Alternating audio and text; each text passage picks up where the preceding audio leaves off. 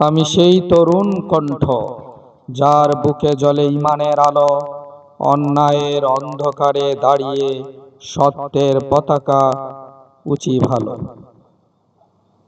আমি ভয় করি না ঝড়কে, আমি ভয় করি না রাতের আধার, আল্লাহর নামে এগিয়ে চলি, সাহস আমার অটল আধার। কোরআনের আলো হাতে চলবো আমি ন্যায়ের পথে, জীবন দিতে হয় তবু পিছু হটব না গো কোনো মতে। রব দাও শক্তি আমায় সত্য কথা বলার তরে, মানবতার দীপ জ্বালাতে তোমার নাম থাকুক অন্তরে।